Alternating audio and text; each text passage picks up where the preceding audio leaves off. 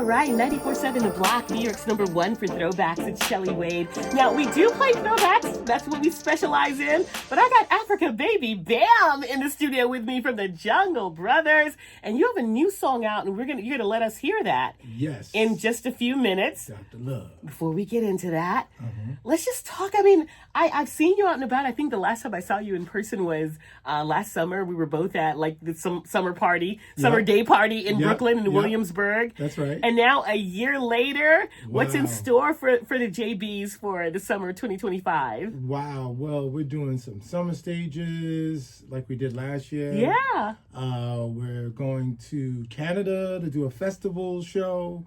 Loads of stuff coming up. We've got another show in the city that we're working on now.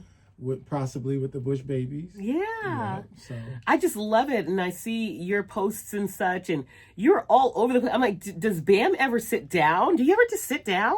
well, I do meditate. I do Okay. just switch it off, and just stay calm. But I'm active. I like to be active. I jog around the city. I got a flow going with the creativity, Okay, so you're originally from Brooklyn, right? Yes. How did the JBs get their start? And just for people who don't know the backstory. Mike and I went to the same high school, Murray Bertram High School. And we met in my sophomore year. He was one grade above me. And we met to get into a talent show together. Okay. And it was 4 other guys that were in it. And I kind of went around to everyone, and it led back to Mike. And then it just wound up being me and him in the talent show. Yeah. Yeah, along with Brother Jay from X-Clan. Oh, wow. Yeah, throwback again. Yeah. And so you guys, I mean, when you first started, I think you guys have such a unique sound, and you kind of shepherded in this sound that brought so many of our other favorite groups, like, you influenced De La and Tribe Called Quest and groups like that. Did you guys have that kind of sound when you first started, when you first hooked up, or was that something you created along the way? Yeah, that was the sound we had. It was turntable bass with break beats and routines, MC routines where you write everything, memorize it, practice it, make your tapes.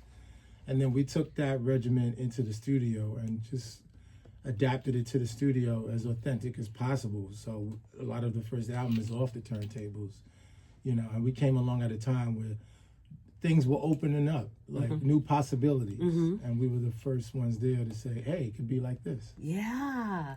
Yeah, and with so much of the stuff that was out at the time, you were like a breath of fresh air. Yes, because it had to go somewhere next. It got established, and then it got solidified, and it was like, okay, so where are we going next? So we were mentioning, like De La and Tribe and the whole Native Tongues movement. Right. Tell us how that got started.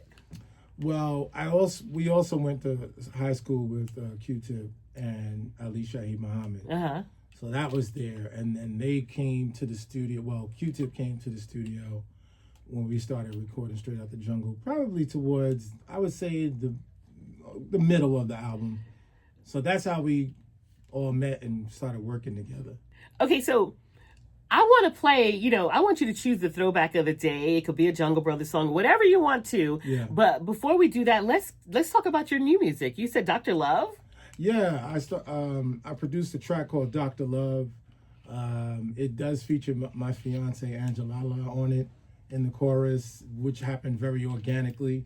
And then I also did a posse cut version that features my cousins on there because they're really lyrical, and their father always asked me to work with them over all the years of my career. And again, organically, things just lined up, and yeah, it's called Dr. Love, and yeah, it's a lot. We performed it for Uncle Ralph McDaniels. Oh, hey, Ralph. We love Ralph 40th McDaniels. anniversary for Video Music Box. Oh, and speaking of, I know Bowl. that you're actually performing at his concert coming up soon, right? Yeah, we're back at the Brooklyn Bowl again, because that was the last time we did that was about 3 months ago or something. Yeah, let me find it. But you can't. I saw you sneak in. I heard you sneak in that fiance thing. You don't tell us details. How long have you been engaged? We've been engaged for about 2 months now. Oh, really? So it's very new. Yeah, it's very new. Were you nervous when you had to pop the question? No, I wasn't nervous. I mean, we feel married already. Okay, So, okay. You know, like the twin flame type of thing. You know. Oh, I love that. Yeah. How did you guys meet? We have a mutual friend, Todd Terry, Oh, who man. produced Girl I House You. Yeah.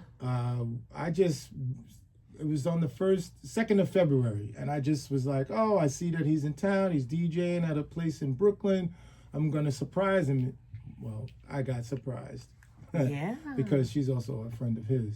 Yeah. And she hadn't been out for months because her father recently passed away. Oh, I'm so sorry to hear that. I felt like her father and my father, who passed away too, brought us together. No, I'm sorry to hear that. Yeah. Yeah. So I pulled up some info about Uncle Ralph's event. So it is Ralph McDaniels and Friends Classic Hip Hop and Old School Party Concert at Brooklyn Bowl, June 20th, guys. And don't forget that Bam, you're going to be performing there. That's right. So that's right, all the classics. You guys go out and support and Bam Dr. Love. And Dr. Love. Yep. So let's get that one on for you. Introduce it for us. Hello, everybody. This is Afrika Baby Bam of the Jungle Brothers, and this is my new single, Dr. Love.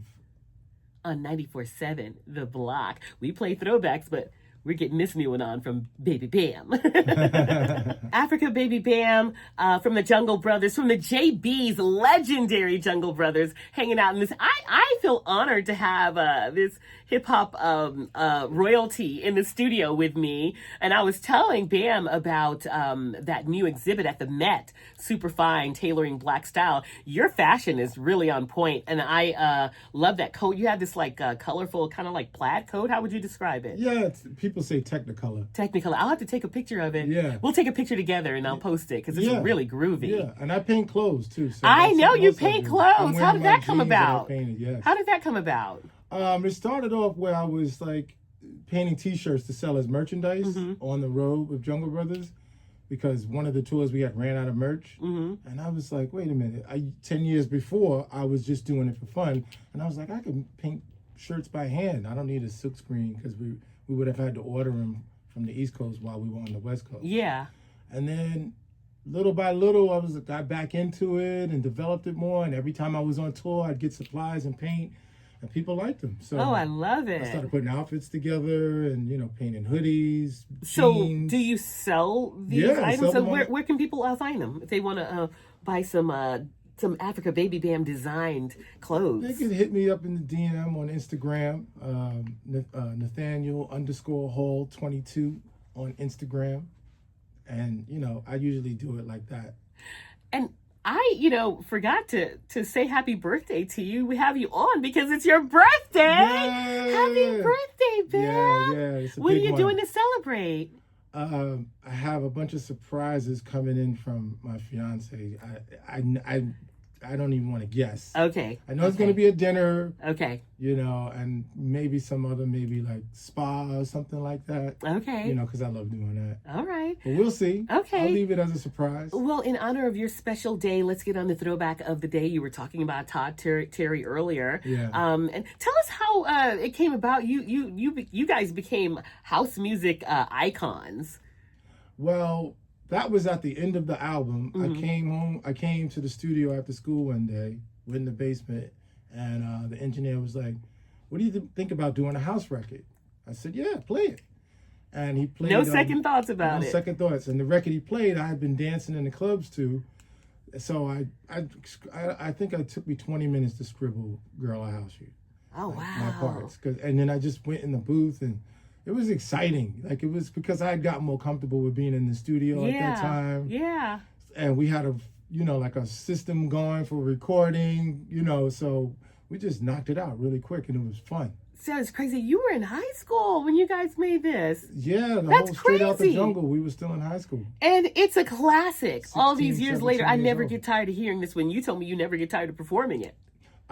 For some reason, I never get tired of that song. Maybe because it's joy. It's just joy. It's right at the end of the set. It comes on. It lifts everybody up. I don't know, man. It still feels like day one for me. It's joy and fun. So Yeah. go ahead and introduce it for us. Ladies and gentlemen, you are about to hear the infamous, the wonderful, the long-lasting tune, "I'll House You" from Jungle Brothers. It's the throwback of the day on 94.7 The Block. The legendary Afrika Baby Bam from the Jungle Brothers. Thanks for stopping by 94.7 The Block. Thank you for having me, Shelley Wade. Perfect. Thank you, was Bam. cool. Appreciate Wow, you. that was a really good interview. Wow.